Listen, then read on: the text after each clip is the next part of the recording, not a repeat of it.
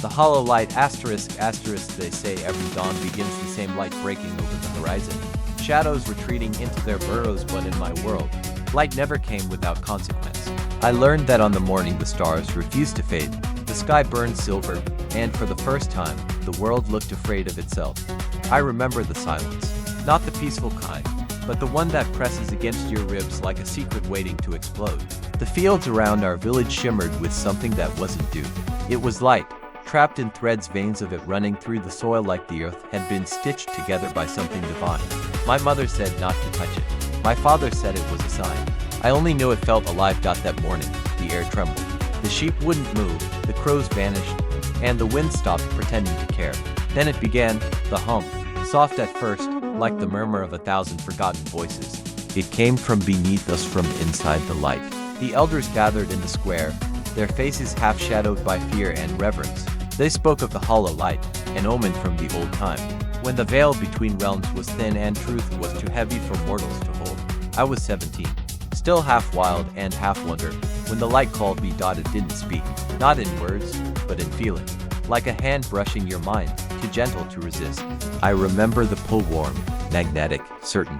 That night I followed it to the ridge where the old stone stood, 12 pillars of pale marble that no one dared to touch. My grandmother once said they were the bones of angels who forgot how to return home. The hollow light waited there. It flowed between the stones, bending space like it was breathing. And in its glow, I saw her, a figure neither young nor old, her form made of the same silver that stained the fields. Eyes like quiet stars, voice like the memory of rain. You heard it, she said, though I hadn't spoken. I don't know what it is, I answered. You do, she whispered. You've always known. Her words struck something very deep. Images flickered in my mind, oceans of glass, towers of light, faces I had never met but somehow remembered. She extended her hand, and for a heartbeat, I saw not a woman but something vast, a constellation given form. This world, she said, has forgotten what it once was. You are to remind it. Before I could ask how, the light folded inward, swallowing her shape until the hill was dark again. Only one thing remained, a faint mark on the ground, glowing like a heartbeat, a sigil of 3 spirals woven into one. When I returned home, the air smelled of rain and iron. My mother was waiting by the fire, her eyes red not from tears, but from knowing. You saw her, she said. It wasn't a question. Who was she? Her hands trembled as she traced a circle on the table. A lumen, a keeper of what we buried. That night I dreamed of water, a sea that sang instead of roared. I stood on its surface, and beneath it, cities shimmered like lanterns. But when I reached down to touch them, the world shattered, and I woke with the taste of salt and light on my tongue.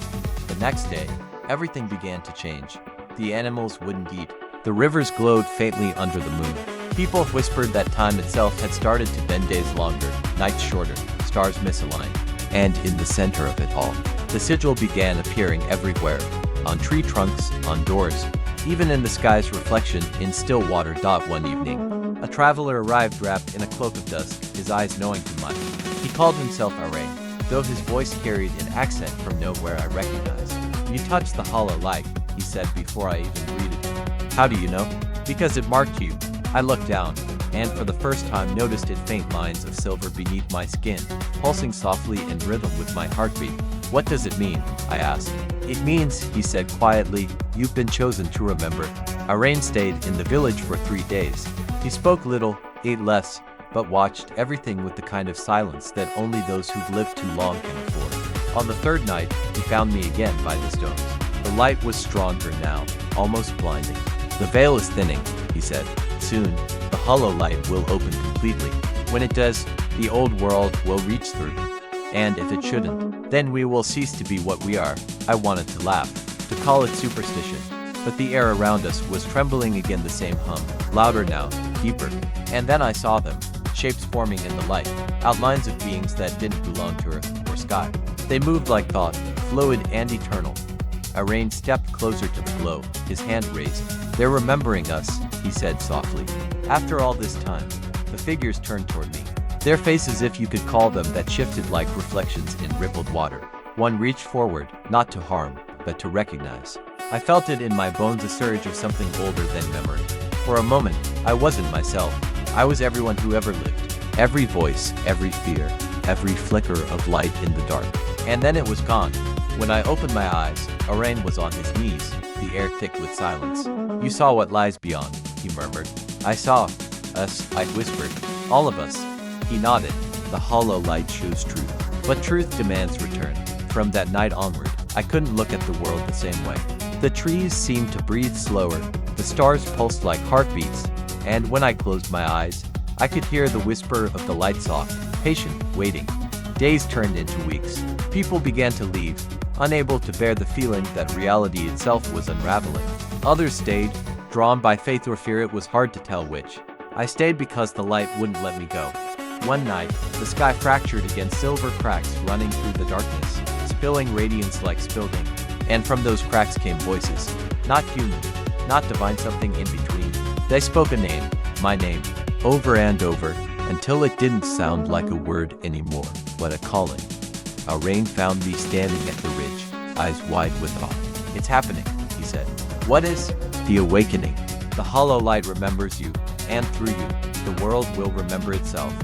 He pressed something into my hand, a shard of crystal, faintly pulsing with light. "This was once part of the old sun," he said. "The lumen gave it to us, long before time broke. When the moment comes, hold it to your heart and listen." The ground shuddered. The air sank. The stones around us glowed brighter than ever, and I knew the world, as we knew it, was about to shift. But before the veil opened fully, Arain turned to me with a look that felt like farewell.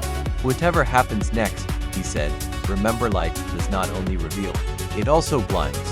Then the world split open, not with noise, but with stillness so vast it devoured sound itself. The hollow light surged upward, weaving through the heavens like a second dawn. And from within it, I saw her again, the figure of silver and shadow, reaching toward me. "You remembered," she said. "Now we begin again."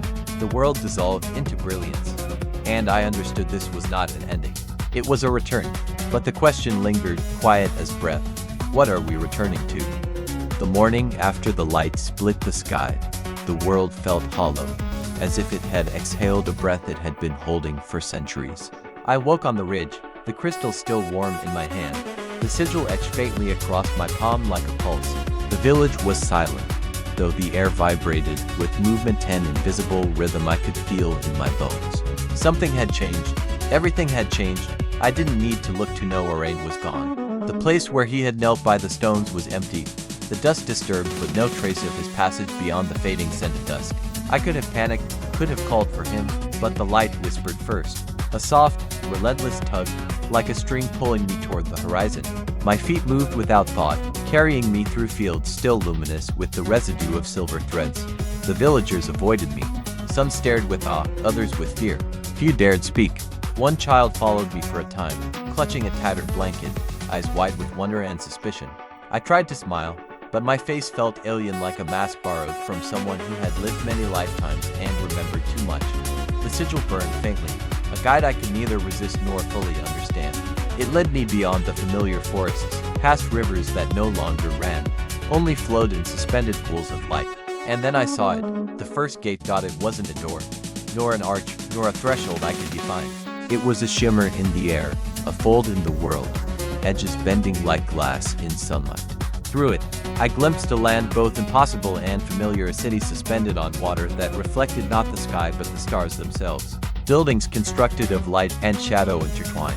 Streets that bent upward and back, endlessly. I felt the pull of it, and for a moment, I hesitated, my mind screaming to retreat to the safety of the known. Then the light spoke, not with words, but with the resonance of memory. Step forward. I did. The moment my foot crossed the threshold, the air changed. It was heavier, sweet and metallic, like rain over iron, and filled with a hum that matched the rhythm of my heartbeat. The city opened around me, and every surface shimmered with stories. Reflections of beings that weren't there, of moments I had never lived but knew intimately, flickered in the streets. I realized I was no longer alone. Figures appeared, gliding rather than walking, faces composed of fractured light. They spoke in a language older than any I had known, yet I understood every syllable. Welcome, remember. I wanted to ask who they were, but the words lodged in my throat. Instead, I felt a warmth in my chest, the crystal pulsing faster now, like it resonated with the heartbeat of this place. Then one of the figures stepped forward, taller than the rest, radiant and shifting like a prism caught in stormlight. "You Behold the fragment of the old sun, it said, voice deep and layered, echoing across the city and inside me at the same time. You carry what was lost, and with it, the choice to awaken the world again. I don't understand, I whispered. I only saw the hollow light. I followed it. You did more than follow, it said. You remembered? That is enough to begin. Everything else will unfold as it must. The crystal in my hand flared, sending threads of light spiraling outward. In that instant, visions pierced my mind, towers of silver reaching beyond the clouds, oceans flowing with the shimmer of stars, forests alive with consciousness. I saw beings not unlike us, yet luminous, moving in harmony with forces I could scarcely comprehend. And through it all, one constant, the sigil. It was everywhere, tracing the flow of light, guiding what remained hidden. Suddenly, the vision shifted. I was back on the ridge, the city and its figures gone. The sun had returned to the sky, but it was weak, pale, as if it remembered something it had forgotten. Shadows stretched unnaturally long, and the wind whispered warnings. The village below looked different, not changed, but expectant, like it knew something inevitable was approaching. I spent the next hours wandering, trying to reconcile what I had seen. The hollow light, the city, the figures they had marked me. I could feel it in the way animals avoided me, how plants seemed to turn subtly toward my presence, how the rivers hummed faintly at my approach. The world had become a reflection of the place I had glimpsed, and yet it remained fragile, teetering on the edge between memory and oblivion. By nightfall, the hum had grown insistent. I returned to the stones, drawn by instinct and the echo of our ancient warning. Light reveals and blinds. The sigil glowed brighter on my palm, and the crystal responded, resonating with the rhythm of the earth. Then I heard it, the voice, soft and clear, unmistakably hers. You remember. But remembering is only the beginning, she said. I turned, but the ridge was empty save for the stones. Yet her presence filled the space between them, wrapping around me like warmth. Why me? I asked. Why now? Because you are the vessel, she replied. The world cannot awaken itself. It requires a keeper, a rememberer, someone who can walk between light and shadow without fear. You are that someone. Her words settled in my mind like seeds in fertile soil. Fear and exhilaration fought for dominance. But beneath both, a curious clarity emerged. I understood that my life was no longer my own, that every choice would ripple across realms, across time itself. And yet, the weight of it did not crush me, it sharpened me, honed me into a being capable of perceiving what others could not. The night deepened, stars scattered in unfamiliar patterns. I stayed by the stones, the crystal cradled against my chest, listening to the hum of the world. And then, far off on the horizon, another gate shimmered, a ripple in the air, subtle but undeniable. The sigil pulsed in my palm as if to urge me forward. I did not hesitate. As I stepped into the threshold, the world shifted again. The city of light unfolded fully this time, its brilliance overwhelming, yet strangely welcoming. The figures were waiting, their forms rippling with anticipation. And there, at the center, she stood more solid, more real than before, eyes blazing with the memory of all that had been lost and all that could be reclaimed. You are ready, she said, reaching out. The rememberers must journey together. Only through unity can the hollow light fulfill its purpose. I took her hand, and a warmth spread through me, grounding me in a reality both strange and familiar. I knew then that nothing would ever be the same, not the village, not the sky, not even myself. And yet, I felt hope, sharp and brilliant, cutting through the hollow spaces of the world. Because even in the vastness of light and shadow, I understood one truth: the journey had only begun. And the hollow light had chosen me to guide it. And as the city shimmered around us, I realized the first step was not to command the light, but to listen to it. The city of light was unlike anything I could have imagined. Streets shimmered like liquid silver, reflecting constellations that didn't belong to our sky, and the buildings seemed to pulse gently, breathing as if alive. I followed her, illumined, through avenues that twisted impossibly, curving over themselves in ways that should have broken the laws of reality but instead felt inevitable, natural. Every step I took made the crystal in my hand resonate, a quiet vibration that reminded me it was not merely an object, but a conduit, a key to understanding the world's memory.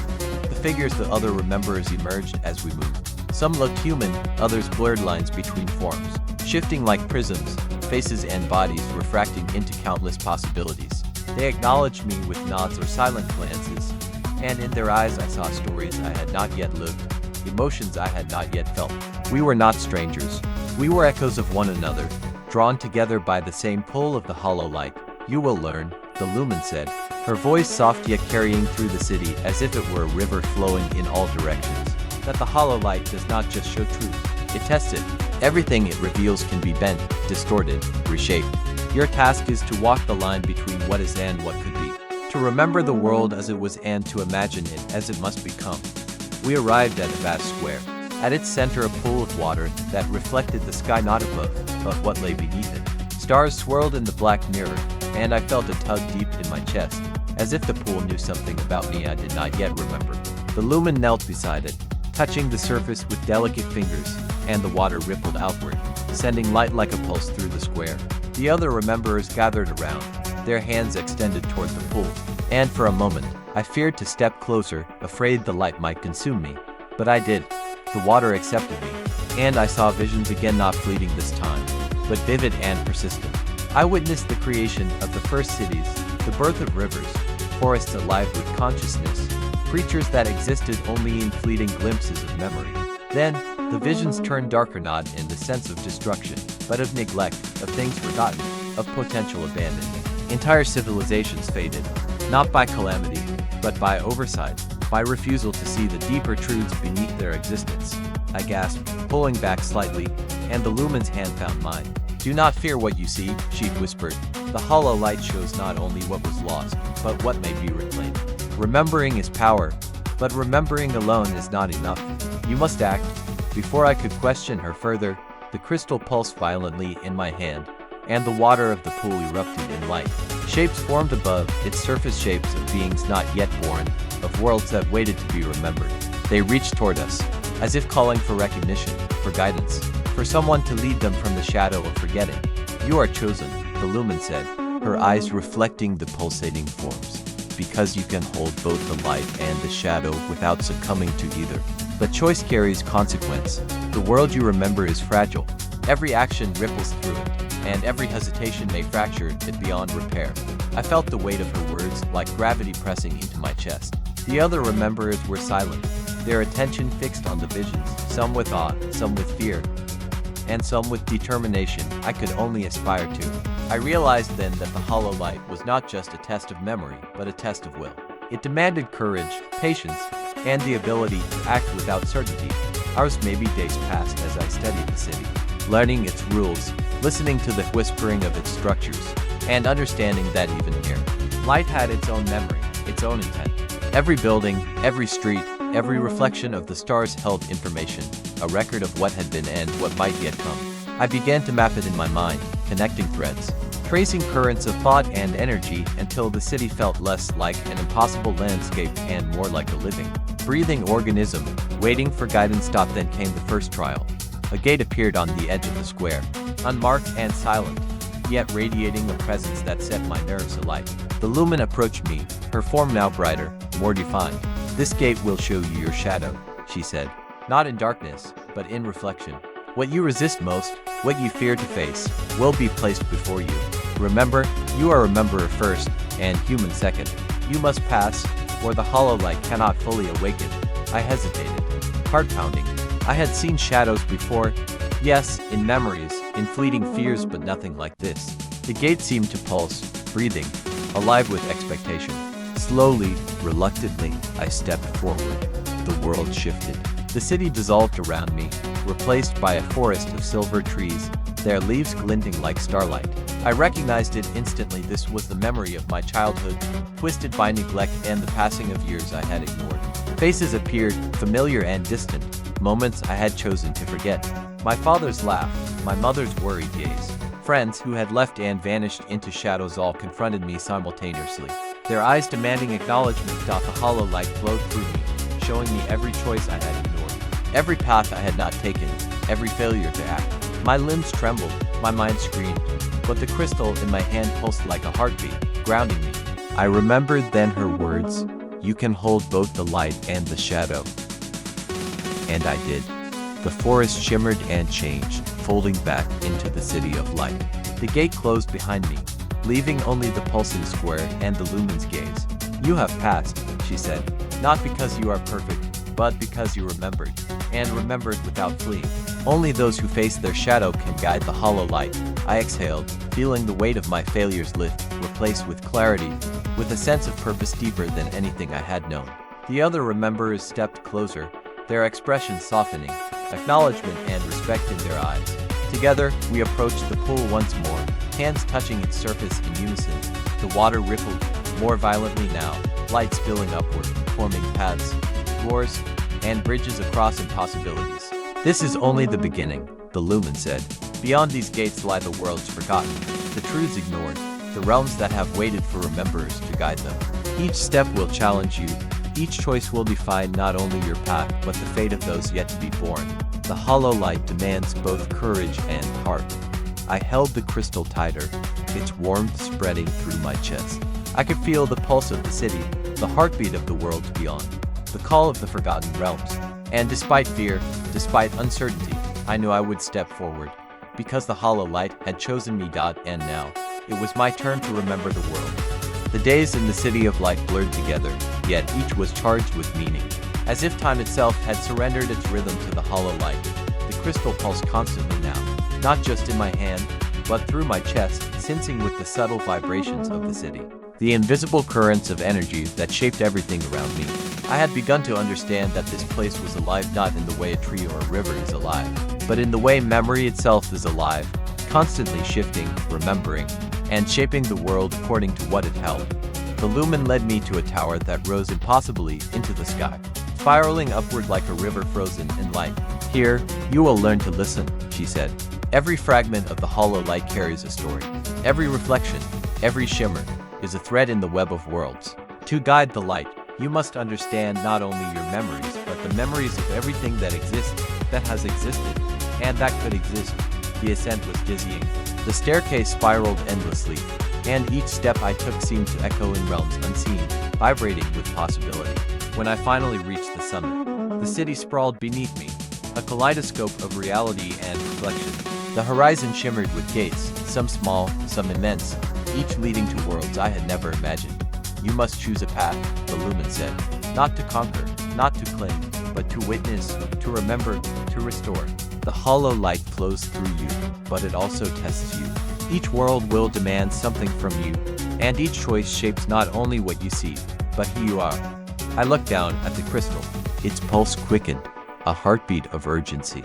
I understood now that it was not merely a key, it was a compass, guiding me toward what the hollow light deemed most urgent, most necessary. I reached for the nearest gate. The moment I stepped through, the world shifted again. This time, I was in a vast desert, sands shimmering with silver dust, stretching farther than the eye could see. The sky was an endless gradient of deep indigo and molten gold, stars visible even in the brilliance above. In the distance, I saw a city, partially buried in sand, its towers broken yet still glowing faintly. I sensed its story before I saw it. A civilization that had once thrived on knowledge, now forgotten, its history eroded but not erased. The air was alive with whispers, subtle and insistent. I followed them to the city gates, where shadows moved independently of their sources, coalescing into figures of light and memory. They did not speak in words, yet I understood them perfectly. Each represented a thought, an invention, a memory of the people who had once lived here. They were the essence of a culture long vanished, waiting for a rememberer to validate their existence. I knelt, placing the crystal upon the ground. Light spread from it, touching every fragment of memory, illuminating the stories in full. For hours, I moved through the city, touching walls, ruins, and artifacts, each touch drawing forth vivid recollections, moments of triumph, moments of failure, joys, sorrows, inventions, discoveries, and regrets. I wept for the lives forgotten, for the beauty lost to time, for the wisdom buried beneath the sands. And as I wept, the hollow light absorbed my remembrance, weaving it into the fabric of the desert city. Slowly, towers reassembled themselves. Streets shimmered with life once more, and the figures solidified. Faces now radiant with gratitude and relief. When I finally rose, the city looked whole again, not as it had been, but as it could be remembered and cherished. And in that moment, I realized the true nature of my role. I did not create, nor did I restore fully. I remembered, and in remembering, the light acted through me. I was a conduit, a bridge between what had been lost and what could continue. The crystal pulsed stronger now, signaling the next gate. I knew I could not linger, even though part of me longed to stay, to explore every corner, to relive every story. The lumen's voice whispered in my mind, "The hollow light never rests, and neither can you." Stepping through the next gate, I found myself in a forest suspended in twilight. Trees towered impossibly high, their leaves shimmering with bioluminescent patterns, forming intricate constellations within their canopies. The forest was alive with whispers and movements, yet no creatures of flesh walked its paths. Instead, every step I took illuminated trails of memory embedded in the floor, the laughter of children, the murmurs of lovers, the contemplations of philosophers long gone. Here, the challenge was different. Shadows of doubt and regret formed tangible obstacles, corridors that twisted upon themselves. Illusions that forced me to confront my own fears, the hesitation, the uncertainty, the lingering attachments to the world I had left behind. I stumbled, faltered, and nearly lost myself. But the crystal's light reminded me of the lesson learned in the desert. Remembering with intention grants purpose. I breathed deeply, acknowledged each shadow without fleeing, and the forest opened before me, its pathways clear, its stories illuminated. When I emerged, I realized the city of light awaited me again. The lumen stood at the summit of the spiraling tower, her gaze both proud and distant. "You are learning," she said. "But there are deeper trials, realms that will not yield so easily. The hollow light tests patience, courage, and heart. Remember, you walk not only for yourself but for all that has been forgotten, and all that waits to be known." I gripped the crystal tightly, feeling its warmth fuse with my own pulse. Fear had not left me, nor had uncertainty, but I had learned that light and shadow coexist, that memory is a force both fragile and formidable. The journey ahead would be endless, filled with gates, trials, and revelations. Yet I understood one truth clearly: the hollow light had chosen me, and through me, the world would remember itself. And as the city shimmered around me, as the gates awaited, I realized that this journey was not about destination. It was about remembering, endlessly, and allowing the light to guide what had been forgotten back into being. The city of light had grown stranger with each passing day. Streets no longer simply reflected reality, they suggested possibilities, and sometimes impossibilities. Walls whispered secrets of forgotten times, and the sky above shifted as if it were a canvas painted by memory itself. Every corner of this city seemed alive, yet not in the way we understood life, but in the way a thought feels alive before it takes shape. I had learned to listen to the hum of the hollow light, to follow its rhythm like a heartbeat guiding me through unseen corridors. The lumen appeared beside me, her presence steady, a constant in a world that shifted like liquid. "The next trial is not a place," she said. "It is a choice. Every rememberer must face it. Some hesitate, some refuse, few embrace it. You must step forward willingly, or the hollow light will test you until you do." I did not hesitate. My hand tightened around the crystal, feeling its warmth pulse through my veins, and I nodded. She smiled faintly, a recognition that I was beginning to understand the gravity of my role. "Then you will see the thread of all things," she said. "Follow it carefully, for it shows both truth and temptation." Before I could ask what she meant, the air before me shimmered and coalesced into a path thin, delicate, stretching into the distance over the rooftops of the city. I stepped onto it, feeling solid ground beneath my feet even though I could see nothing but shifting reflections below. The path seemed endless, yet the light guided me forward, pulling me deeper into understanding. The thread revealed visions, threads of reality intertwined with choices made and not made. I saw the lives of the villagers I had left behind, but filtered through the lens of what might have been. Each moment flickered like flame, fragile yet persistent. I realized the city, the gates, the worlds beyond, they were all mirrors, reflecting not only what existed but what could exist if the hollow light was guided wisely. A sudden pulse ran through the thread, and I was thrown into a vision of my own fears, magnified and stretched across endless skies. I saw myself faltering, failing to act, letting the light slip away. The crystal's warmth intensified, searing against my chest. Shadows gathered, whispering doubt, weaving illusions of loss and regret. I stumbled, nearly collapsing, but I remembered the desert, the forest, and every city I had restored through remembering. I understood then that hesitation was part of the trial, and that courage was not the absence of fear, but the ability to act despite it. I focused, letting the light flow through me, letting the crystal guide my heartbeat, my thoughts, my awareness. Slowly, the shadows receded, folding back into the thread, which pulsed steadily, like a river returning to its channel. The vision shifted again, this time revealing a convergence, a point where countless realities and memories intersected. The hollow light called this the Nexus, and I could feel its gravity pulling me forward. At the Nexus, I was not alone. Other rememberers had arrived, each standing on their own threads, each facing their own shadows. Their eyes met mine briefly, and I recognized the same mixture of fear, awe, and determination that I felt within myself. The Lumen's voice echoed across the Nexus. Here, you see not only your world but all worlds intertwined. Every choice made, every memory remembered resonates here. Some will falter, and some will guide. You must remember wisely, or the light will fragment, and all that you seek to restore will unravel. I stepped into the Nexus fully, and the air shifted like liquid glass. Threads of light connected me to memories not my own, cities built and abandoned, oceans flowing with silver currents, forests alive with consciousness, skies filled with beings who had long since been forgotten. I felt their longing, their hope, their fear. I felt their desire to be remembered, to exist once more in a world that had nearly forgotten them. The crystal pulsed, stronger than ever.